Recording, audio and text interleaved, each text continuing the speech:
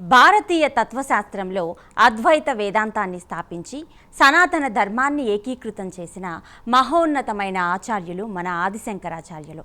8వ శతాబ్దం అనంతర కాలంలో బౌద్ధం, జైనంతో పాటు స్థానిక ఇతర సాంప్రదాయాల ప్రభావంతో వైదిక ధర్మం బలహీనపడినప్పుడు ఆదిశంకరులు ఈ భరతఖండాన్ని 4 దిశల్లో 4 పీఠాలు స్థాపించారు. ఆ చతుష్పీఠాలే శృంగేరి, ద్వారకా, జ్యోతిర్మఠం, పూరి. ఆ పీఠాల ద్వారా అద్వైతం అనే అద్భుతమైన జ్ఞానాన్ని వ్యాపింపచేశారు.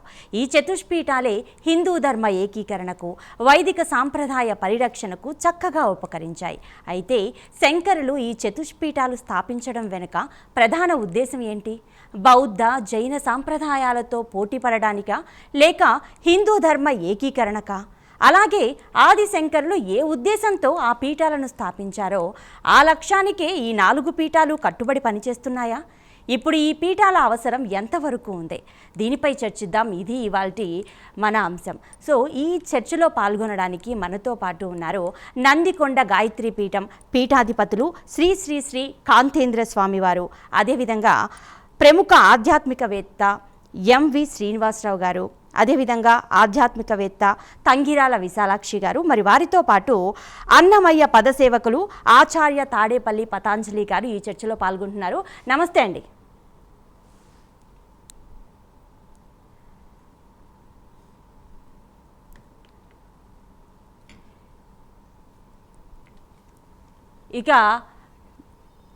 ఇక మొత్తానికి మనం చూసుకుంటే విశాలాక్షి గారు నమస్తే అండి. నమస్తే అమ్మా. మామూలుగా అయితే మనం సాక్షాత్తు ఆ పరమేశ్వరుడే మానవుని రూపంలో, మన శంకరాచార్యుల గారి రూపంలో అయితే భూమికి చేరుకున్నారు, భూమికి దిగి వచ్చారు అని అంటారు. అదేవిధంగా పిల్లల్ని ఎంత బాగా మనం కాపాడుకుంటామో అదేవిధంగా ఈ భరతఖండాన్ని, భారతదేశాన్ని కాపాడడానికి 4 దిక్కుల్లో 4 చతురామ్నాయ పీఠాలను ఏర్పాటు చేశారు అని అంటారు. వాటి ప్రాముఖ్యత ఏంటి వివరిస్తారా? తప్పకుండా తల్లి. శృతి స్మృతి పురాణానాం ఆలయం కరుణాలయం నమామి భగవత్పాద శంకరం లోకశంకరం. అష్టవర్షే చతుర్వేది ద్వాదశే సర్వశాస్త్రవిత్ షోడశే కృతవాన్ భాష్యం ద్వాత్రింశే మునిరభ్యగాత్. 8 సంవత్సరాలకే చతుర్వేద పారంగతులు ఆదిశంకర భగవత్పాదులు. సాక్షాత్తుగా కైలాసంలో ఉన్న శంకరులే కాలడిలో మనందరినీ, మన సనాతన ధర్మాన్ని ఉద్ధరించడానికి, మనకి ఒక చక్కని జీవిత మార్గాన్ని చూపించడానికి ఆయన అవతరించారు. ఈ శంకరాచార్యులు అంటే ఈశ్వరుడే శంకరులిలా అవతరిస్తారు అని మనకి శ్రీ శివరహస్య గ్రంథంలో వేదవ్యాసుల వారే చెప్పారు. చతుర్భి సహితై శిష్యై శంకరో అవతరిష్యతి. 4 శిష్యులతో శంకరాచార్యులు అవతరిస్తారు అని చెప్పారు. వారే పద్మపాదాచార్యులు, సురేశ్వరాచార్యులు, తోటకాచార్యులు, హస్తామలకాచార్యులు.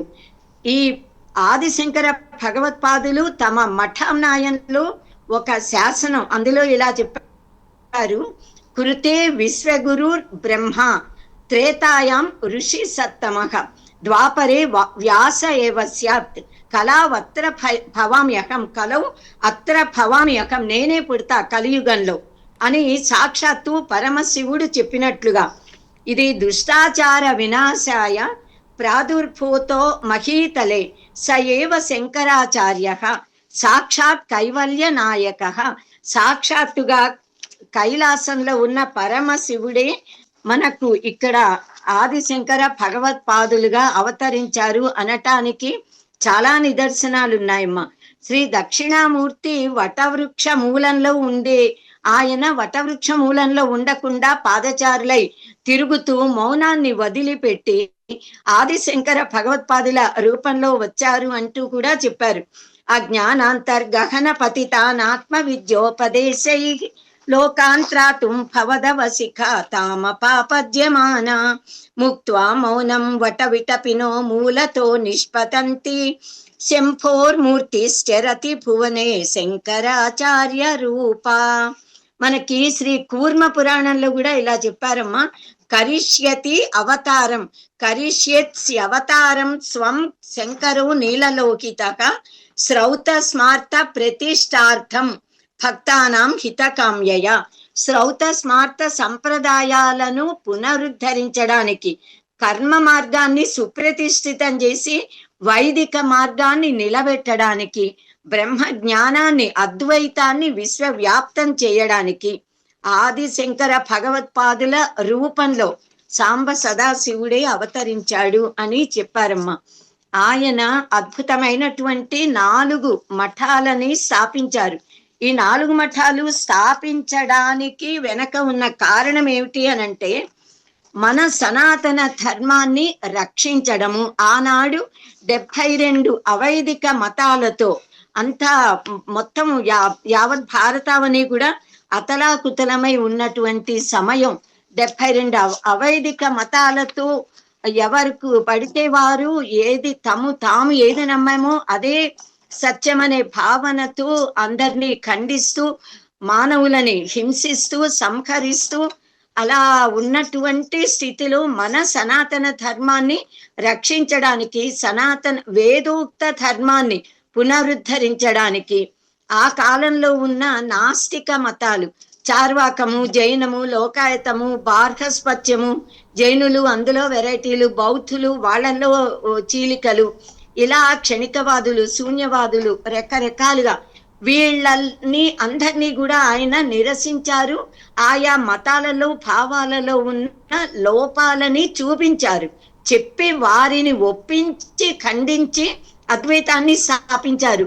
ఇంకా మన యోగ దర్శనం, సాంఖ్య దర్శనం, న్యాయ వైశేషిక, పూర్వమీమాంస 6 దర్శనాలు, షడ్దర్శనాలు మనకి. అందులో వేదాంత దర్శనము, అద్వైత మతాన్ని ఆదిశంకర భగవత్పాదులు, ఉపనిషత్తుల్లో ఉన్నది గౌడపాదాచార్యుల వారు కారికలు రాశారు, మాండుక్య కారికలు. అందులో చెప్పబడిన అద్వైతాన్ని విశ్వవ్యాప్తం చేశారు. మన హిందూ మతాల్లో, ధర్మంలోనే మన షడ్దర్శనాలలో 5 దర్శనాలలో ఉన్న ఆ లోపాలను కూడా ఎత్తి చూపించి వారికి సమాధానాలు చెప్పి సంతృప్తి పరచి అప్పుడు తన అద్వైత మతాన్ని స్థాపించారు. ఈ స్థాపించిన అద్వైతము అన్నది స్థిరంగా ఉండాలి. ఆయన షణ్మతాచార్యులు పంచాయతన పూజా విధానాన్ని ఏర్పరిచారు. ఈ పంచాయతన పూజ కొనసాగాలని 6 మతాలు కూడా ఉద్ధరింపబడుతూ పాటించబడుతూ మన అద్వైతము విశ్వవ్యాప్తం అవ్వాలి, మానవ జీవిత పరమ గమ్యాన్ని తెలుసుకోవాలి అనే భావనతో ఆయన కాశ్మీరులో జయించి తెచ్చిన సర్వజ్ఞ పీఠాన్ని అధిరోహించి తీసుకొచ్చిన బంగారు శారదా మాత విగ్రహాన్ని కంచి కామకోటి పీఠంలో, అక్కడ ఒక పీఠాన్ని కాంచి మహాపురిలో నిర్మించి కంచి కామకోటి పీఠాన్ని స్థాపించి బంగారు శారదామాతని ప్రతిష్ఠించి మన భారతదేశం యొక్క తూర్పు, పడమర, ఉత్తర, దక్షిణ 4 దిక్కుల్లో కూడా 4 మఠాలని ఏర్పాటు చేశారమ్మా. ఎందుకు అంటే 4 వైపుల నుంచి కూడా, ఏ వైపు నుంచి కూడా అవైదిక మతాలు మన దేశంలోకి అడుగు పెట్టకుండా రక్షించాలి అని. సో ఒక్కొక్క దిక్కు రక్షింపబడటానికి ఆ భాగంలో ఉన్న ప్రజలు సనాతన ధర్మాన్ని పాటిస్తూ ఉండడానికి, పర్యవేక్షించడానికి కాను తన 4 ముఖ్య శిష్యులను కూడా 4 మఠాలకి కూడా ఆచార్యులుగా, మొట్టమొదటి శంకరాచార్యులుగా చేసి తాను ప్రత్యక్షంగా తానే కంచి కామకోటి పీఠానికి మొట్టమొదటి ఆచార్యులుగా ఉన్నారు. పూర్వాంనాయ మఠం మొట్టమొదటిది తూర్పున గల ఒరిస్సాలో ఉన్న గోవర్ధన మఠం. ఈ మఠంలో శ్రీ ఆదిశంకర భగవత్పాదులు మొట్టమొదటి శంకరాచార్యులుగా శ్రీ పద్మపాదాచార్యుల వారిని నియమించారు. ఆయనకి ఐతరేయోపనిషత్తులోని ప్రజ్ఞానం బ్రహ్మ అనే ఒక మహావాక్యాన్ని అనుగ్రహించి ఋగ్వేద పరిరక్షణ బాధ్యతని ఆ తూర్పు దిక్కున ఉన్నటువంటి ప్రజలందరినీ వైదిక మార్గానుయాయులుగా ఉండేలాగా పర్యవేక్షించే బాధ్యతను అప్పగించారమ్మా. ఇంకా రెండవది పశ్చిమ ఆమ్నాయ మఠం, అది శ్రీ శారదా మఠము అని అంటాము. పడమరన కల గుజరాత్ లో ఉన్న జామ్నగర్ దగ్గర ద్వారకలో ఉన్నటువంటి శ్రీ శారదా మఠము. అక్కడ ఆదిశంకర భగవత్పాదుల చేత మొట్టమొదటి శంకరాచార్యులుగా శ్రీ సురేశ్వరాచార్యులు మండన మిశ్రుల వారు సురేశ్వరాచార్యులుగా నామకరణం ఇవ్వబడ్డారు ఆదిశంకర్ల చేత.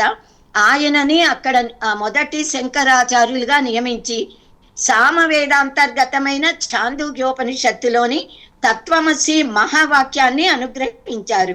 సామవేద పరిరక్షణ బాధ్యతని ఆ భాగంలో ఉన్నటువంటి సనాతన ధర్మానుయాయులని రక్షించే బాధ్యతనిచ్చారమ్మా. ఇంకా ఉత్తరాంనాయ జ్యోతిష్ పీఠము మూడవది. ఇది ఉత్తరాన ఉన్న ఉత్తరాఖండ్లోని బదరిలో ఉంది. దీని ప్రథమ శంకరాచార్యులుగా శ్రీ తోటకాచార్యుల వారిని నియమించారు. వారికి అథర్వణ వేదంలో ఉన్నటువంటి మాండూక్యోపనిషత్తులోని అయమాత్మ బ్రహ్మ అనే మహావాక్యాన్ని అనుగ్రహించి అథర్వణ వేద పరిరక్షణ బాధ్యతని ఆ ప్రాంతంలో ఉన్న ప్రజలందరూ సనాతన ధర్మాన్ని పాటించేలాగా చుట్టుపక్కల నుంచి ఎక్కడి నుంచి అవైదిక మతాలు రాకుండా ఉండేలా చేసి నాలుగవ మఠము దక్షిణాంనాయ శ్రీ శృంగేరి శారదాపీఠం. దక్షిణాన ఉన్న కర్ణాటకలోని శృంగేరిలో ఉన్న ఈ మఠానికి హస్తామలకాచార్యుల వారిని నియమించి యజుర్వేదాంతర్గతమైన బృహదారణ్యకోపనిషత్తులోని అహం బ్రహ్మాస్మి అనే మహావాక్యాన్ని ఇచ్చి దక్షిణ భాగ బాధ్యతనంతా కూడా వహించమని ఆ యజుర్వేద రక్షణ బాధ్యతని ఆయనకు అప్పగించారమ్మా. ఇలా 4 మఠాలని స్థాపించి పై ఎత్తున కంచి కామకోటి పీఠము తానే నిర్వహించారు. తర్వాత పరంపర ఇప్పటి వరకు కొనసాగుతోంది, ఎప్పటికీ కొనసాగుతుంది. ప్రస్తుతము శ్రీ శ్రీ శ్రీ విజయేంద్ర సరస్వతి స్వామి వారు ఆయన అనుయాయులు చక్కగా కొత్తగా నిర్దేశించబడిన స్వామివారు వారు ఆ అన్ని మఠాల తమ ప్రాంతం యొక్క రక్షణ బాధ్యతని చేపట్టి నిర్వహిస్తున్నారమ్మా. జగద్గురు పీఠాలకి జగద్గురువులందరికీ మనమందరము ప్రణిపాతం చెయ్యాలి. అవునవును. సో చాలా చక్కగా వివరించారు ఈ చతుష్పీఠాల గురించి కూడా.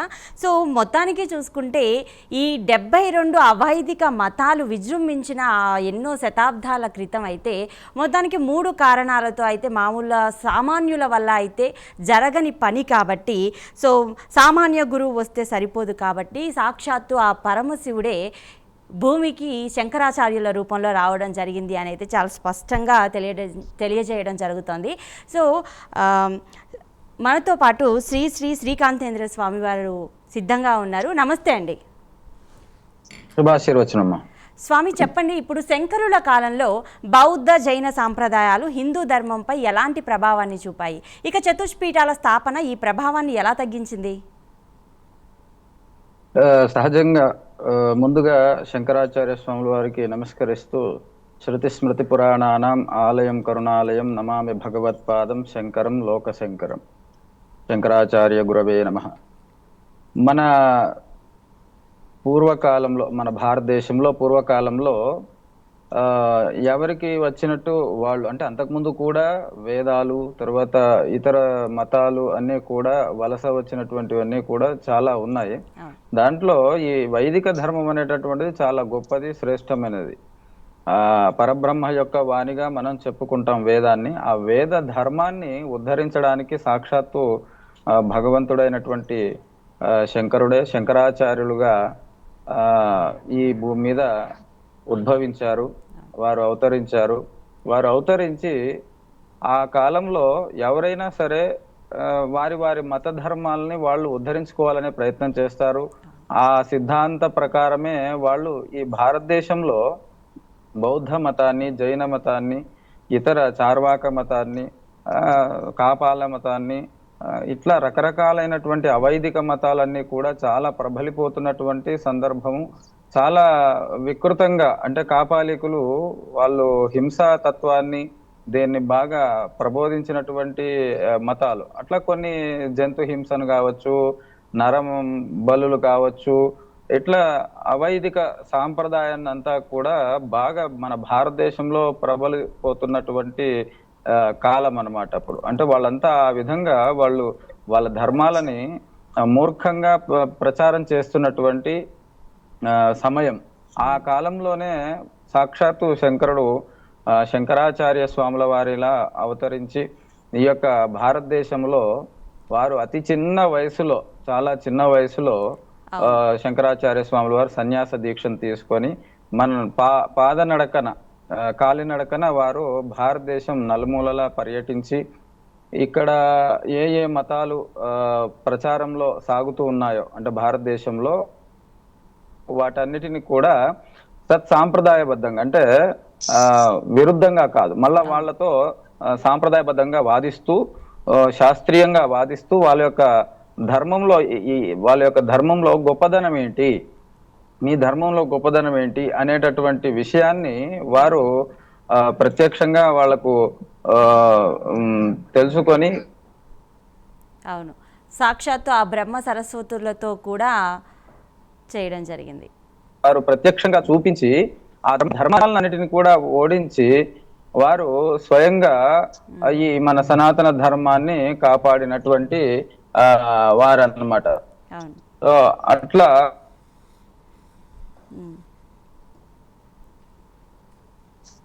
చాలా చక్కగా వివరించారు. మరి వారితో పాటు మనతో పాటు ఉన్నారు అన్నమయ్య పదసేవకులు ఆచార్య తాడేపల్లి పతాంజలి గారు. నమస్తే అండి. చెప్పుకోవచ్చు. తర్వాత మన భారతదేశంలో ఈ మతాలు ఏవైతే ఉన్నాయో ఇవన్నీ కూడా ఇంకా ప్రబలిపోకుండా భవిష్యత్ ఆచార్య తాడేపల్లి పతాంజలి గారు నమస్తే అండి. నమస్కారం అమ్మా. సో దాదాపు 8 సంవత్సరాల వయసులోనే ఆది శంకరాచార్యులు అయితే మన వేదాలను, మన ఆచారాలను కాపాడడానికి అయితే చాలా కృషి చేశారు అనేది అయితే మనకి పురాణాల ద్వారా అయితే మనకి తెలుస్తుంది.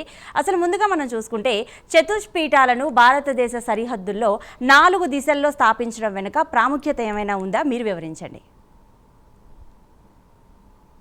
బాగుందమ్మా. సదాశివ సమారంభాం శంకరాచార్య మధ్యమాం అస్మదాచార్య పర్యంతం వందే గురు పరంపరాం. శంకర సాక్షాత్. ఆయన పేరు స్మరించుకుంటేనే మనందరికీ చాలా ఉత్తేజం కలుగుతుంది, సనాతన ధార్మిక అనుభూతి కలుగుతుంది. సనాతనము అనే పదానికి శాశ్వతము, ఆ శాశ్వతమైనటువంటి తత్వాన్ని, ఎందుకంటే మన మతానికి హిందూ మతం అని పేరు లేదు, సనాతన ధర్మం అని పేరుంది. అలాంటి సనాతన ధర్మాన్ని లోకంలో విస్తృత వ్యాప్తిలోకి తీసుకొచ్చినటువంటి వారు శంకరాచార్యుల వారు. ఆయన గనక లేకపోతే, ఆయనే గనక 90 స్తోత్రాలమ్మా సామాన్యులు పాడుకోవటానికి ఆయన రాశారు. ముదాకరాత్త మోదకం సదా విముక్తి సాధకం కళాధరావతంసకం విలాసి లోక రక్షకం అనాయకైక నాయకం వినాశితే భదైత్యకం అని చెప్పి వినాయకుడితోటి ఎన్ని శ్లోకాలమ్మా. అలాగే మిగతా దేవతలతోటి మొత్తం 90 స్తోత్రాలు ఆ మహానుభావుడు రాశాడు. ఈయన మొత్తం ఈ 4 దిక్కుల్లోనూ ఎందుకు దీన్ని ఇలాగా స్థాపించారు అని మనం ప్రశ్న అయితే, ప్రపంచం అంతా కూడా నిజానికి ఆయన శంకరుల వారు శంకర సాక్షాత్ అని చెప్పుకుంటున్నాం. స్వయంగా శంకరుడే అయినప్పటికీ ఈ పీఠాలను ఎందుకు స్థాపించారు అని అంటే, 4 దిక్కుల నుంచి, అంటే కిటికీల్ని 4 వైపులా తెరవండి అని చెప్పి ఈనాటి ఆధునిక సమాజంలో మనం ఏ రకంగా అనుకుంటున్నామో, 4 దిక్కుల, ఇందాక పెద్దవారు చెప్పారు చూడండి, ఆ 4 దిక్కుల ఎందుకు స్థాపించారంటే 4 వైపుల నుంచి ప్రచారం కావాలి.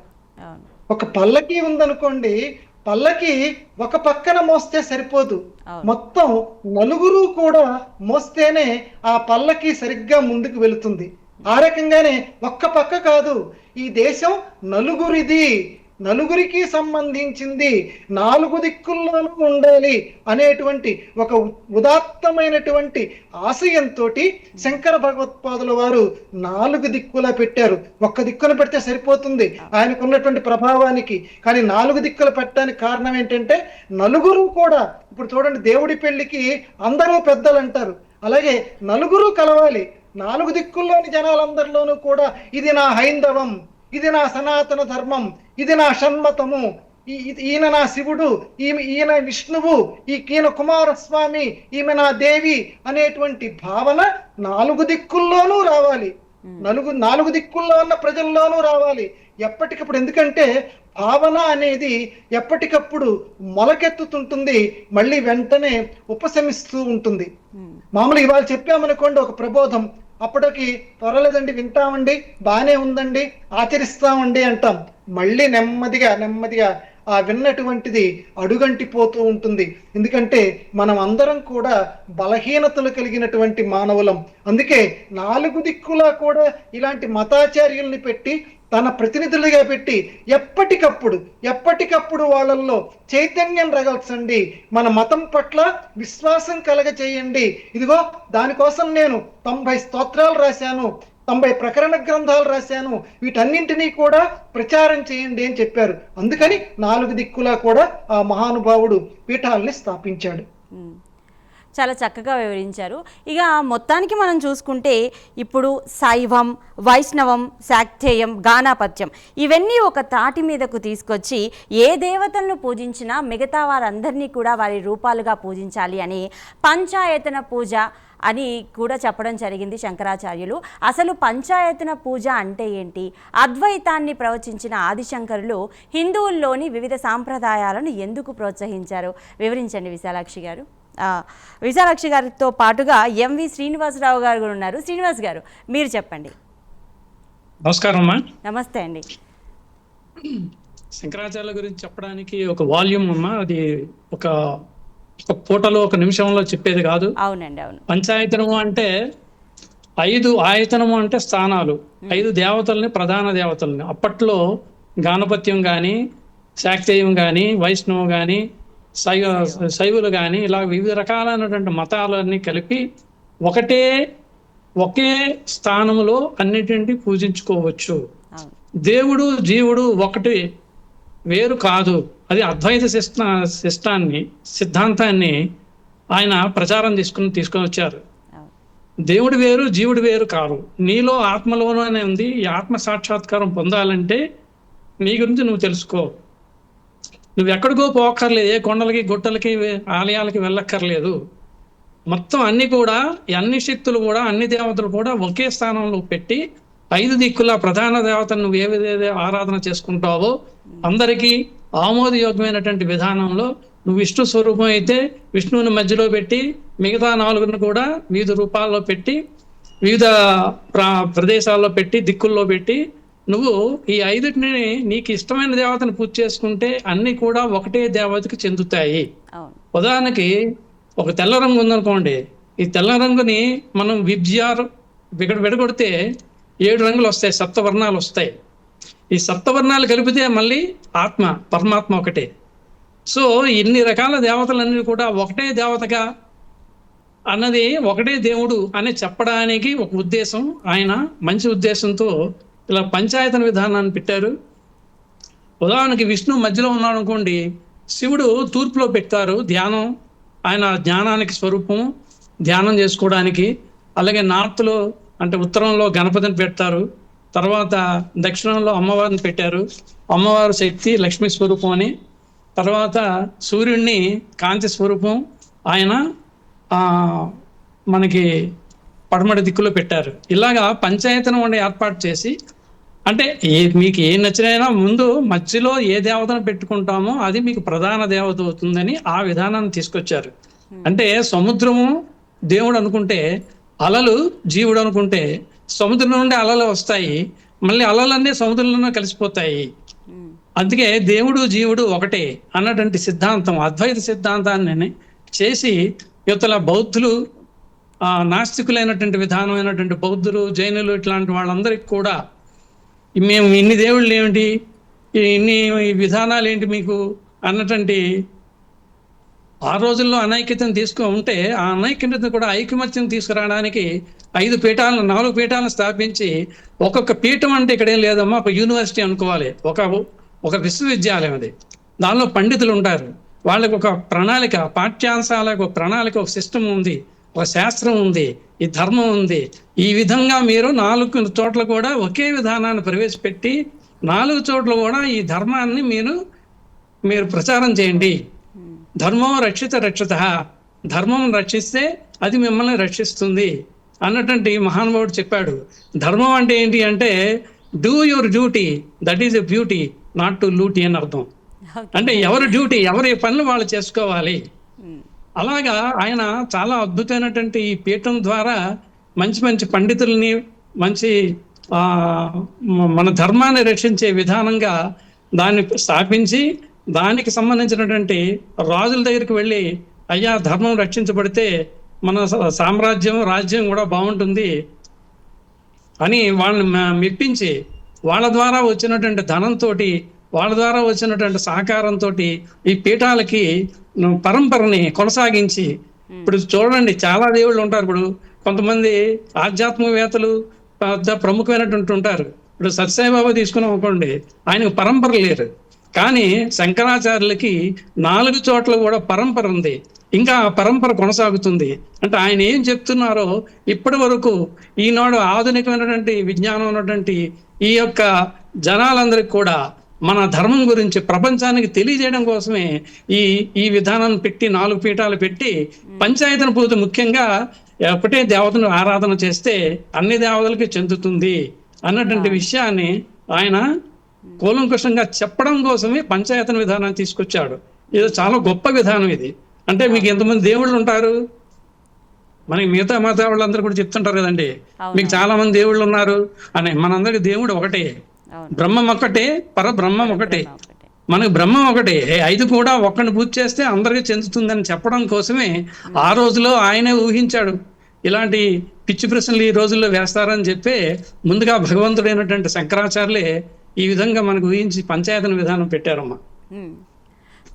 పంచాయతన విధానం గురించి ఇంకా చెప్పండి అమ్మా. చాలా చక్కగా వివరించారండి. సో విశాలాక్షి గారు, మీరు చెప్పండి, ఇటువంటి ఆమ్నాయ పీఠాలను ఏర్పాటు చేసి సనాతనంలో వేద ధర్మాన్ని పరిరక్షించడానికి ఆది శంకరాచార్యులు ఈ పీఠాలను ఏర్పాటు చేశారు, అది మనకు తెలిసిందే. అద్వైత వేదాంతం చతుష్పీఠాల ద్వారా శాశ్వతమైంది అని భావించవచ్చా? ఇది ఆధునిక హిందూ ధర్మంపై ఎలాంటి ప్రభావం చూపించింది? దాకా మీరు అడిగిన దానికి కూడా ఒక్క మాట చెప్పి ఇది కూడా చెప్తానమ్మా. అంటే ఆయన చాలా బాగా చెప్పారు. పంచాయతన పూజను ఎందుకు పెట్టారు, షణ్మతాలను ఎందుకు స్థాపించారు?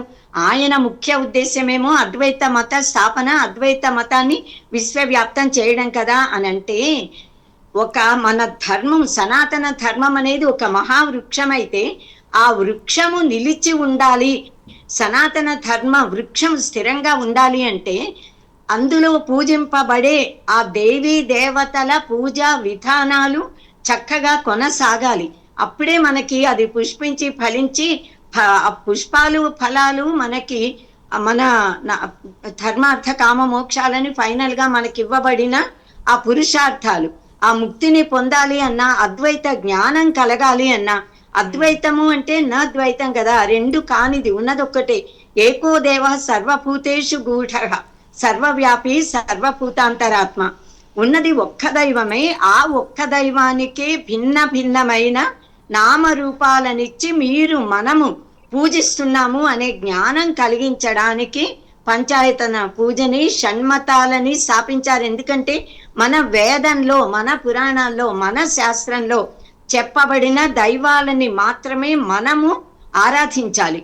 అందుకని షణ్మత. ఇప్పుడు 5 పంచాయతన పూజల 5గురైతే 6వది కౌమారం. అది దీపము రూపంలో, జ్యోతి స్వరూపంలో కుమారస్వామిని మనం దర్శించుకుంటున్నాము. జ్ఞాన అధిదేవత ఆయన కూడా కనుక. ఇప్పుడు మీరు 4 మఠాల వల్ల మన ధర్మం ఎలా రక్షించబడుతోంది అన్నారు. ఎలా రక్షించబడుతోంది అంటే సనాతన ధర్మము యొక్క మూలము ఏది ఉందో, ముందు శ్రీకాంతేంద్ర స్వామి గారు, మీది వీడియో అనేది ఆఫ్లో ఉందండి, అది ఆన్ చేసుకోండి. విశాలాక్షి గారు మీరు కంటిన్యూ చేయండి. అది చెప్పమ్మా, ఏం చెప్పమన్నారు ఇప్పుడు మళ్ళీ మీరు? అదే చతుష్పీఠాల ప్రభావం అనేది హిందూ ధర్మం మీద ఎలా ఉంది అది చెప్పండి. అదే చెప్పమంటారా? వేరే ఆయన అడుగుతున్నారు అనుకున్నా. ఆహా లేదండి. 4 పీఠాల ప్రభావము మన హైందవులందరి మీద, సనాతన ధర్మానుయాయులందరి మీద, ఏ దేశంలో, ప్రపంచంలో ఏ భాగాలలో మన వారు ఉంటున్నా మనందరిది కూడా సనాతన ఆ ధర్మబద్ధమైన జీవన విధానమే. సనాతన ధర్మంలో ఏం చెప్పారో మన జగద్గురువులు మన అందరికీ కూడా అతి సహజంగా ఏ తూర్పున ఉన్నవారు తూర్పు అమ్నాయము, ఎక్కడ ఉన్నవారు అక్కడి జగద్గురువులని వారు మా గురువులు, వారు చెప్పిన జీవన విధానం మేం పాటించాలి అనే మనస్తత్వము మనందరిలో కూడా ఉందమ్మా. అవైదికులు కొద్ది భావాలు ఉన్నవారు ఎప్పుడూ ఉంటారు, కానీ ఈ 4 మఠాల్ని కూడా పై ఎత్తున ఎప్పటికీ పర్యవేక్షిస్తూ మొత్తం సంపూర్ణంగా భారతదేశంలో ఉన్న సనాతన ధర్మానుయాయులందరినీ కూడా అందరి మనోభావాలని కాపాడుతూ అవైదిక భావాల నుంచి వీళ్ళకి ఇబ్బంది కలగకుండా ఉండేలా కంచి జగద్గురువులు ఎప్పుడు కూడా ఆ రక్షణ భారాన్ని వహిస్తున్నారు. శృంగేరి జగద్గురువులు, మనం దక్షిణ ప్రాంతంలో ఉన్న వాళ్ళం 5 మఠాల జగద్గురువులు మనకి గురువులు. ఏ ప్రాంతంలో ఉన్నవారికైనా సనాతన ధర్మానుయాయులందరికీ భారతీయులందరికీ కూడా అయినా మనం ఒక ప్రాంతంలో ఉన్నప్పుడు మనకి ఈ జగద్గురువులు మన గురువులు. మనం జీవిత కాలంలో ఒక్కసారైనా వారిని దర్శించాలి, వారి ఆశీస్సులు తీసుకోవాలి. జీవితాంతము వారు ఏ మార్గాన్ని నిర్దేశించారో అటువంటి వైదిక ధర్మ శాస్త్రబద్ధమైన జీవితాన్ని గడపాలి, వారి బోధనలు వినాలి అని ఖచ్చితంగా అనుకుంటాము. జగద్గురువులు అని అనగానే మనం ఇలా సాష్టాంగ పడాలి. వారు ఏం చెప్తే దాన్ని, వేదము అంటేనే శాసనం, ఆ శాసనంలా పరమాత్మ శాసనంలా జగద్గురువుల ఆదేశాలను మనం ఔదల దాల్చాలి. అలా 5 మఠాల 4 వైపులా ఉన్న 4 మఠాల జగద్గురువులు కూడా, కంచి జగద్గురువులు కూడా 5 మఠాల జగద్గురువులు ఏ విధంగా సనాతన ధర్మాన్ని రక్షించాలి, హిందువులకి ఈ కాలంలో కలుగుతున్న పెను ప్రమాదాల నుంచి వారిని ఎలా ఉత్తేజపరచాలి, వారిలో ఎలా చైతన్యం తెప్పించాలి. సనాతన ధర్మం అంటే ఏమిటి అని అసలు ఆ పదమే తెలియని వాళ్ళు ఎందరో ఉన్నారు ఈ గూడాలలో కానీ ఎన్నో చోట్ల. సో వారికి ముందు సనాతన ధర్మం అంటే ఏమిటి అన్నది చదువు అంటే అతిథి బోధ ఆచరణ ప్రచారణ అనే 4 మార్గాలతో జ్ఞానం కానీ ధర్మం కానీ వర్ధిల్లుతుంది. ముందు చదువుకున్న వాళ్ళకి తెలిసిన వాళ్ళకి వీళ్ళకి చెప్పాలి. వారు తెలుసుకున్నాక వారి పరిధులలో మూలకి వెళ్ళి గ్రామాలకి వెళ్ళి గూడాలకి వెళ్ళి ప్రతి ఒక్కరూ కూడా సనాతన ధర్మం అంటే విశ్వంలో ఉన్న సర్వ ప్రాణికోటి శ్రేయస్సుని కోరే మహర్షులు పరమాత్మ నేరుగా మనకు అనుగ్రహించిన జ్ఞానం. ధర్మబద్ధమైన జీవితాన్ని మనం గడపాలి, కానీ మన ధర్మాన్ని మనం రక్షించుకోవాలి. అహింస పరమో ధర్మ అని చెప్పిన మన ధర్మంలోనే ధర్మహింస తథైవచ అని ఉంది. మన ధర్మానికి దెబ్బ తగిలిస్తున్నా మన దేవతా విగ్రహాలని, మన దేవతా నిలయాలని, ఆలయాలని, గుళ్ళు గోపురాలని ధ్వంసం చేస్తూ ఉంటే, బాధ పెడుతూ ఉంటే, అవమానిస్తే మనము ఊరుకోకూడదు, మనము ప్రతిఘటించాలి, అందరిలో చైతన్యం కలగాలి. నా ధర్మాన్ని మానవులకి దైవభక్తి కంటే దేశభక్తి చాలా గొప్పది. దేశభక్తి అంటే ధర్మాన్ని రక్షించడమే. ఏ ధర్మంలో, ఏ మతంలో, ఏ దేశంలో భగవంతుడు మనని పుట్టించాడో ఆ ధర్మాన్ని, ఆ దైవాన్ని, ఆ దేశాన్ని మనము గౌరవించాలి, కాపాడాలి. దేశం అంటే మట్టి కాదు, దేశం అంటే మనుషులు అని చెప్పారుగా గురజాడ వారు. దేశంలో ఉన్న ప్రజానీకమంతా వసుధైవ కుటుంబక భావన అయినా కూడా కుటుంబం ప్రజలందరూ మనవాళ్ళైనా ఒక కుటుంబంలోనే అమ్మా నాన్న ఉంటారు, తండ్రి ఇంటికి పెద్ద, పిల్లలు ఉంటారు. పిల్లల్లో ఎవరైనా దారి తప్పితే, సన్మార్గంలో లేకపోయినా, దురలవాట్లు చేసుకున్నా ఆయన శిక్షిస్తారు, దండిస్తారు, బుజ్జగిస్తారు, సరైన మార్గంలో పెడతారు. అలాగే మన వారిలోనే అజ్ఞానము, మూర్ఖత్వము, స్వార్థము, అధికార లాలసత్వము కలిగి దారి తప్పితే వారికి ధర్మాన్ని బోధించాలి. ఇలాగే ఉండాలి, శాస్త్రం ఎలా చెప్పిందో అలా జీవితం గడపాలి, ఆనందంగా ధర్మబద్ధంగా బ్రతకండి, అన్ని సుఖాలు పొందండి అని అంటూ ఉంటే ఇతరులను పీడించడం ఎందుకు? ఇది అశాశ్వతమని తెలిసి కూడా ఎందుకు అధికారం కోసమో దేనికోసమో ప్రలోభ పడటాలు ఎందుకు అన్న ఆ సత్యాన్ని అందరూ జగద్గురువులు కూడా వారి పరిధిలో వారి శక్తి మేరకు పరంపరగా అప్పటి నుంచి కాపాడుతున్నారు. ఈ జగద్గురు పరంపరలు ఎప్పటికీ కొనసాగేలా జగద్గురు పీఠాల శంకరాచార్యులు బాధ్యత వహిస్తున్నారు. మనమందరం కూడా వారికి భక్తిగా వినమ్రులమై శిష్యగణములా ఉంటూ జగద్గురు బోధనలని మనం జీవితంలో పాటించాలి. మన ధర్మాన్ని రక్షించాలి. మన ధర్మానికి కీడు చేస్తున్న వారికి బుద్ధి చెప్పాలి. మన ధర్మాన్ని ఆచరిస్తూ నిలబెట్టుకోవాలి ముఖ్యంగా. కనుక ఈ 4 మఠాలు, కంచి కామకోటి పీఠం 5 మఠాల నిర్వహణ వలన, 5 మఠాల యొక్క ప్రభావం వలన, ఆ జగద్గురువుల ఆదేశాలు, బోధనలు, ఉపదేశాలు, ప్రవచనాల ఆశీస్సుల వలన మన భారతదేశంలోని అన్ని భాగాలలో ఉన్న మన సనాతన ధర్మానుయాయులందరూ రక్షింపబడుతున్నారు. కానీ మన దేశంలోనే అధార్మికమైన భావనలు కలిగిన వారు ఉన్నారు. విమతస్తులని ప్రోత్సహించే వాళ్ళు ఉన్నారు. విమతాల అధికారం కోసం, ఓట్ల కోసం. కనుక ఈ అధికారం క్షణికం, తాత్కాలికం అనే జ్ఞానము చాలా మందిలో కలుగుతోంది, కానీ ఆ అధికారంలో కలగట్ల. వారికి కూడా ఆ జ్ఞానోదయం అవ్వాలి అని మనం పరమాత్మని ప్రార్థిస్తూ ఆ ప్రాంతాల్లో ఉన్న ప్రజలని చైతన్యపరచగలిగితే అధికారులు ఆటోమేటిక్ గా వారి బుద్ధులు కూడా మారుతాయి. వారు కూడా, మనం భారతదేశంలో పుట్టాము, సనాతన ధర్మంలో పుట్టాం. స్వధర్మే నిధనం శ్రేయ పరధర్మం భయావహ అని పరమాత్మ చెప్పాడు. ఆ జ్ఞానం వారికి వచ్చేలా చెయ్యాలమ్మా. అప్పుడు ఈ జగద్గురు పీఠాల వలననే మన భారతదేశం రక్షించబడుతుంది. ఎప్పటికీ మన సనాతన ధర్మం కాపాడబడుతుంది, విశ్వవ్యాప్తం చేయబడుతుంది. ఆ జగద్గురు పీఠంలో అంటే ఈ యావత్ ప్రపంచానికే మన భారతదేశం గురుపీఠంలో ఉంది, ఎప్పటికీ అలా ఉంటుంది. ఖచ్చితంగా విశాలాక్షి గారు, సనాతన ధర్మాన్ని పరిరక్షించడానికే ప్రైమ్ 9 ద్వారా మనం కూడా ఒక చక్కటి ప్రయత్నం చేస్తూ ఉన్నాము. సో శ్రీ శ్రీ శ్రీ శ్రీకాంతేంద్ర స్వామి వారు, మీరు చెప్పండి, మనం ఇప్పుడు వరకు కూడా చతురామ్నాయ పీఠాల గురించి మనం మాట్లాడుకుంటూ ఉన్నాం. ఇప్పుడు దానిలో కూడా ప్రధానంగా కంచి కామకోటి పీఠం అది శంకరాచార్యులే స్థాపించారు అని కొంతమంది అంటుంటే, శృంగేరి పీఠంకి శాఖలాగా అది ఉద్భవించి సో స్వతంత్రంగా అది అభివృద్ధి చెందింది అని కూడా కొంతమంది అంటూ ఉంటారు. దానిలో నిజం ఎంత? లేదండి, అది శంకరాచార్య స్వాముల వారు స్థాపించినటువంటి పీఠమే కాబట్టి దానికి ఖచ్చితంగా మనం చెప్పుకోవచ్చు.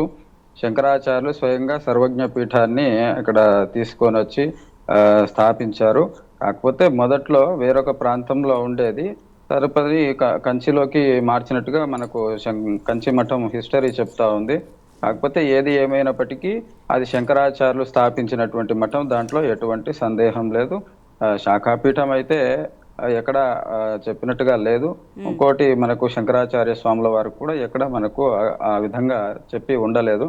కాబట్టి ఖచ్చితంగా మనం నిర్ధారణ చేసుకోవాల్సిన విషయం ఏమంటే, ఖచ్చితంగా ఈ శంకరాచార్య స్వాముల వారి అధిష్ఠించినటువంటి పీఠం సర్వజ్ఞ పీఠము, అది కంచకామకోటి పీఠం మనం నిర్ధారించాల్సినటువంటి విషయం అన్నమాట. సో సర్వజ్ఞ పీఠం గురించి వివరిస్తారా? దాని ప్రాముఖ్యత ఏమిటి? సర్వజ్ఞ పీఠం యొక్క ప్రాముఖ్యత ఏమిటి అంటే, ఆ కాలంలో అన్ని వాళ్ళు ఇతర మతాల వాళ్ళందరూ కూడా బాగా వాళ్ళ మతాలే గొప్పవి అని చెప్పి విరవీగిపోతున్నటువంటి సమయము ఆ కాలంలో ఉండింది.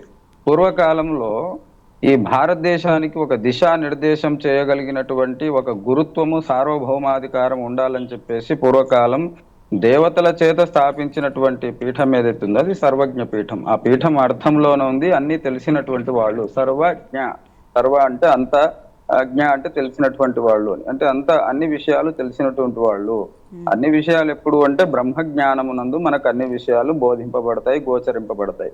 కాబట్టి బ్రహ్మజ్ఞానం కలిగినటువంటి స్వాములు ఎవరైతే ఉంటారో వాళ్ళు ఇందులో పీఠాధిపతులుగా వ్యవహరింపబడతారు. కాబట్టి ఆ సర్వజ్ఞ పీఠం పూర్వము కాశ్మీర్ ప్రాంతంలో అక్కడ ఉండేది.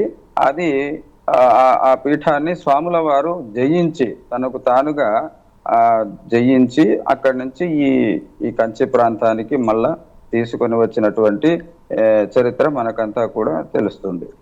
చక్కగా చెప్పారు. ఇంకా శ్రీనివాసరావు గారు మీరు చెప్పండి, ఇప్పుడు ఈ చతుష్పీఠాల స్థాపన హిందూ ధర్మంలో ఉన్న కుల వ్యవస్థ, స్థానిక సాంప్రదాయాలపై ఎలాంటి ప్రభావం చూపిందంటారు? ఎవరిని అడుగుతున్నా? ఆ రోజుల్లో నేను సర్వజ్ఞ శ్రీనివాసరావు పీఠం గారు. గురించి ఒక మాట చెప్తా అంటున్నా.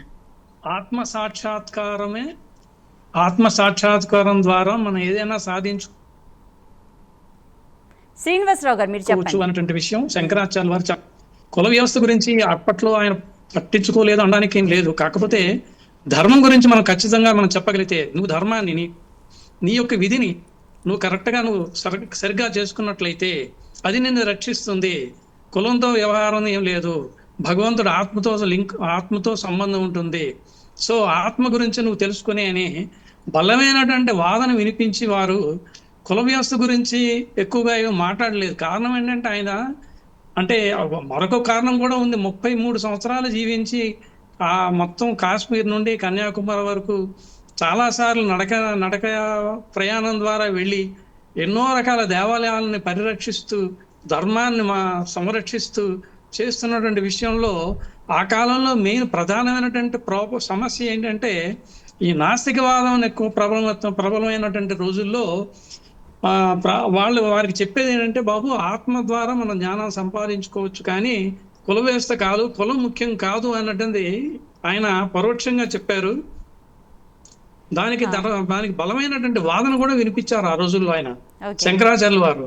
అంచేత మనకి బ్రహ్మం ఒకటి, పరబ్రహ్మం ఒకటి అని చెప్పారు. అంటే అది అన్నమాచార్యుల వారు చెప్పిన కీర్తనలో ఉన్నా సరే సారాంశం శంకరాచార్యుల యొక్క అద్వైతం నుండి వచ్చినటువంటి సారాంశమే. అంచేత అద్వైత మతంలో మనకేం చెప్పాడంటే, ఈ కుల వ్యవస్థ అన్నది, కులం అన్నది అప్పటి కాలంలో ప్రధానమైనటువంటి ఎవరి పనులు వాళ్ళు చేసుకునేవాళ్ళు, అంటే ఎవరి వృత్తి వాళ్ళు చేసుకునేవాళ్ళు. వృత్తి ద్వారా కులాలు వచ్చాయి ఆ రోజుల్లో. ఇప్పుడులాగా మరీ బలమైనటువంటి కుల వ్యవస్థ కాదు కానీ అప్పట్లో కుల వ్యవస్థ ఉండేది. 4 కులాలు, చతుర్వర్ణాలు ఉండేవి. చతుర్వర్ణాలు కూడా ఎవరి వర్ణం ఎవరి పనులు వాళ్ళు చేసుకుంటూ ఒకళ్ళకొళ్ళు సహకరిస్తూ ఉండేవాళ్ళు. అంచేత కుల వ్యవస్థ గురించి కాకుండా ఆత్మ సాక్షాత్కారం ద్వారా మనం భగవంతుని చేరుకోవచ్చు. ధర్మార్థ కామ మోక్షాలు నువ్వు ఎవరైతే కరెక్ట్ గా సరిగ్గా నిర్వహిస్తారో, అంటే ధర్మం అంటే ఏంటి? నీ యొక్క విధిని నువ్వు కరెక్ట్ గా, నువ్వు తండ్రిగా, కొడుకుగా, పౌరుడిగా నీ యొక్క ధర్మాన్ని నువ్వు నిర్వర్తించుకున్నట్లయితే అది నిన్ను రక్షిస్తుంది. దాని ద్వారా అర్థ అంటే డబ్బులు, ఆటోమేటిక్ గా ధనం వస్తుంది. కామ అంటే నీకు ఒక కోరిక ఉండాలి. ఆ కోరిక ఈ 3 కలిసి ఉంటే గానీ ఒక ఈక్వేషన్ చెప్పొచ్చమ్మా. ధర్మ ప్లస్ అర్థ plus comma gives rise to మోక్ష. మోక్ష అంటే ఏంటి? లక్ష్యం. అంటే ఒక స్థితి నుండి ఒక స్థితికి వెళ్ళాలంటే, ఒక క్లర్క్ నుండి ఒక మేనేజర్ పోస్ట్కి వెళ్ళాలంటే నువ్వు ధర్మార్థ కామ మోక్షాలు చేయగలుగుతావు. మోక్షం అంటే ఏంటి? ప్రమోషన్. సో మరొక స్థాయికి వెళ్ళాలంటే, అలాగే పునరప మరణం పునరప జననం చెప్పారు ఆయన. అంటే ఏంటి? నువ్వు సరైనటువంటి నీ యొక్క అంటే మనం సాఫ్ట్వేర్ లో చెప్తాం సిస్టమ్ అంటాం. అంటే ఇన్పుట్, ప్రాసెస్, అవుట్పుట్. మనిషి ఇన్పుట్ పుట్టాడు, ప్రాసెస్ చేసి అంటే జీవితాన్ని మంచిగా చక్కగా సరైన మార్గంలో పెట్టినట్లయితే నీకు పుణ్యము పాపము 2 వస్తాయి. ఈ పుణ్యం వలన నీకు మళ్ళీ జన్మ ఉంటుంది, అంటే నెక్స్ట్ సిస్టంలోకి వెళ్తావు. లేదంటే పాపం చేసావు అనుకో, మళ్ళీ ఫీడ్బ్యాక్ ఏమొస్తుందంటే మళ్ళీ ఇన్పుట్, ప్రాసెస్, అవుట్పుట్. ఇది సిస్టమ్, ఇది యొక్క మన ధర్మం. అలాగా పునరపి మరణం, మళ్ళీ పుడతావు, మళ్ళీ జీవిస్తావు. మళ్ళీ నువ్వు వేరే జన్మ ఎత్తాలంటే, మంచి జన్మ ఎత్తాలంటే నువ్వు మంచి కార్యక్రమాలు చేయాలి. ఇదే ధర్మార్థ కామ మోక్ష చతుర్బుధ పురుషార్థాలు నువ్వు కరెక్ట్ గా ఇవన్నీ కూడా నిర్వర్తించగలిగితే. మోక్షం అంటే లక్ష్యం. మోక్షం అంటే పరమపద సోపానం అనేది అంతిమం. అది అంటే బాల్యం నుండి కౌమారం నుండి ఒక్కొక్క వ్యవస్థ నుండి ఇంకొక వ్యవస్థకు వెళతాం కదా, ఆ వ్యవస్థకే మోక్షం వస్తే నెక్స్ట్ వ్యవస్థకు వెళ్తాం. అలా ఈ 4 వ్యవస్థలో నువ్వు చిన్నపిల్లడిగా ఉన్నప్పుడు నీ ధర్మం ఏంటో నువ్వు నిర్వర్తించినట్లయితే ఆటోమేటిక్ గా నీకు నెక్స్ట్ వ్యవస్థలకు వెళ్ళినప్పుడు నీ యొక్క ఫలాన్ని బట్టి, నీ యొక్క పరిస్థితి బట్టి నీకు మోక్షం, ఆ మోక్షం వచ్చినప్పుడు మళ్ళీ ధర్మార్థ కామ మోక్షాలు తీసుకున్నప్పుడు అల్టిమేట్ మోక్షం అంటే ఆత్మ సాక్షాత్కారం అనేది ఆ వృద్ధాప్య సమయంలో వస్తుంది. మీరు చెప్పింది నిజమే. విశాలాక్షి గారు మీరు చెప్పండి సర్వజ్ఞ పీఠం గురించి. సర్వజ్ఞ పీఠం అంటే కాశ్మీర్ లో ఒక సర్వజ్ఞ పీఠం అనేది ఉందమ్మా. సర్వజ్ఞుడు అంటే సర్వం జానాతి సర్వజ్ఞ. సర్వజ్ఞుడు శర్వుడే తప్ప ఎవరు కాదు అని అంటారు. అన్నీ తెలిసిన వాడంటే ఈ లోకంలో అందరికీ అన్నీ తెలియవు కదా. కానీ ఎవరికి ఈ విశ్వమంతా పరమాత్మే అనే జ్ఞానం ఉంటుందో వారు సర్వజ్ఞులు. ఆదిశంకర భగవత్పాదుడు సర్వజ్ఞులు అయ్యారాయన. ఎందుకంటే ఆయనకి బ్రహ్మమే ఉన్నది విశ్వంలా, ఇది కనిపిస్తోంది అన్నది ఆ జ్ఞానం తెలుసు. ఆ సర్వజ్ఞ పీఠానికి ఆ గది ఎక్కడైతే ఉందో దాని 4 ద్వారాలు ఉన్నాయిట. ఆ పండితులు ఎవరు, అన్ని వైపులా ఉన్నవారు మొత్తానికి వాదించి 3 ద్వారాలు తెరిచారు, ఒక్క ద్వారం మూసి ఉందిట.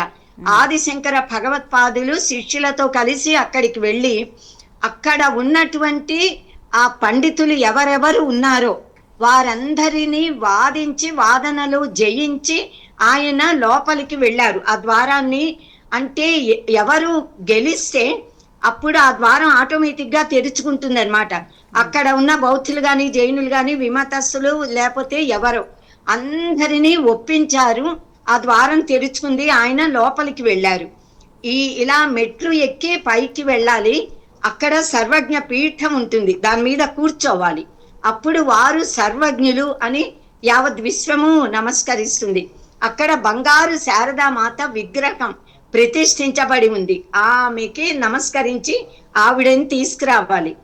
ఆయన ఆ మెట్లు ఎక్కుతుంటేట అమ్మవారే ఆ శంకరాచార్యుల్ని, నీవు శంకరా, నువ్వు ఆయనకి ఆత్మజ్ఞానం ఉంది, బ్రహ్మజ్ఞాని, ఆయనే బ్రహ్మిష్టి కనుక నువ్వు బ్రహ్మజ్ఞాన నిష్ఠుడివి, కానీ నీ దేహం కూడా పవిత్రమైందా అని అడుగుతుందిట. అంటే అమరకుడి దేహంలోకి పరకాయ ప్రవేశ విద్య, మనకెన్నో విద్యలు ఉండేవి, ఇప్పుడు ఎన్నో లుప్తమయ్యాయి. కనుక నీ దేహం కూడా పవిత్రమైందా, నీ మనసులా బుద్ధిలా ఆత్మలా అన్నట్లుగా అమ్మవారు అడిగితే, అమ్మా నేను మండనమిశ్రుల వారితో ఆ వాదం చేసేటప్పుడు ఉభయ భారతీదేవి ఆ శృంగార రసంలో ఉన్నటువంటి ప్రశ్నలు అడుగుతుంది కదా. ఆయన సర్వజ్ఞుడు, ఆయనకు అన్నీ తెలుసు, కానీ సన్యాసిగా ఉండి ఆయన చెప్పకూడదు కనుక సమయం అడిగి ఆ రాజులోకి దేహంలోకి ప్రవేశించారుగా. కనుక అమ్మ ఈ దేహం కూడా అత్యంత పవిత్రమైనది. ఆ అమరక ఆ రాజు ఏ రాజు దేహంలో ప్రవేశించాడో ఆ దేహం నాది కాదు, అంటే భౌతికంగా లౌకికంగా కూడా. కనుక నా దేహము, నా ఆత్మ, బుద్ధి, భావన అన్నీ పవిత్రమైనవే, నేను ఇది ఎక్కడానికి అర్హుణ్ణి అనేటప్పటికీ పైనుంచి పూలవాన కురిసిందిట, దేవతలు కురిపించారు. అప్పుడు ఆ శారదామాత అశరీరవాణి అమ్మవారు కూడా అవును నీవు సర్వజ్ఞుడివి, అధిరోహించమని ఆదేశించాక సర్వజ్ఞ పీఠాన్ని అధిరోహించారట. ఎక్కి తర్వాత బంగారు శారదామాత విగ్రహాన్ని తీసుకొచ్చి కంచిలో కామకోటి పీఠంలో ప్రతిష్ఠించారు. కానీ కాలక్రమేణా తురుష్కుల దాడులు మన దేవాలయాలు వాళ్ళు కాశీని వదలి అన్ని క్షేత్రాలని కూడా ధ్వంసం చేయడం కదా. ఆ సమయంలో ఆ విగ్రహాన్ని కాపాడుకోవడానికి కుంభకోణానికి తీసుకెళ్లారట, ఎక్కడెక్కడికో తీసుకెళ్లి రక్షించారు ఆ విగ్రహాన్ని. అందుకని అక్కడి నుంచి కుంభకోణం వెళ్ళింది గనక కొంతమంది కంచి కామకోటి పీఠము నిజంగా ఆదిశంకర భగవత్పాదుల చేత స్థాపించబడిందా, శృంగేరి మఠానికి అనుబంధమా, ఇలా సందేహాలు వచ్చాయి, వాళ్ళు రాకూడదు. ఈ 5 జగద్గురు పీఠాలు కూడా ఆదిశంకర భగవత్పాదులే స్థాపించారు. కనుక ఈ 4 వైపులా 4 మఠాలని స్థాపించి కంచి కామకోటి పీఠంలో ఆయనే ఉన్నారు అంటే అర్థం ఏమిటంటే ఈ 4 మఠాలు సవ్యంగా పని చేస్తున్నాయా, ఎవరి బాధ్యతల్ని వాళ్ళని, అన్ని వైపులా ఉన్న ప్రజలు సనాతన ధర్మానికి లోటు లేకుండా బాధలు కలగకుండా ఉన్నారని పై ఎత్తున పర్యవేక్షించే బాధ్యత కంచి కామకోటి జగద్గురువులది అని ఆదిశంకర్లు భావించారని మనం అనుకోవచ్చమ్మా. సో ఖచ్చితంగా సో అన్ని విషయాలు చాలా చక్కగా వివరించారు. చతుష్పీఠాల స్థాపన ఎందుకు జరిగింది, ఎలా జరిగింది, వాటి ప్రాముఖ్యత ఏంటి అనేది. సో శ్రీకాంతేంద్ర స్వామివారు, అదేవిధంగా విశాలాక్షి గారు, శ్రీనివాసులు గారు, ఆచార్య తాడేపల్లి పతాంజలి గారు, మీరందరూ కూడా చాలా చక్కగా వివరించారండి. Thank you so much. So మొత్తానికి మనం చూసుకుంటే సనాతన వేద ధర్మాన్ని పరిరక్షించడానికి సాక్షాత్తు ఆ పరమశివుడే భూమి మీదకు ఆదిశంకరాచార్యుల రూపంలో వచ్చి వేదాలన్నింటినీ కూడా కాపాడుతున్నారు అని అయితే మనం స్పష్టంగా చెప్పొచ్చు. సో ఇది ఇవాల్టి ప్రధాన అంశం. మరొక చక్కటి అంశంతో మరొకసారి మేము ముందుకు వస్తాం. అప్పటి వరకు చూస్తూనే ఉండండి Prime 9. నిజం ఇదే మా ఇజం.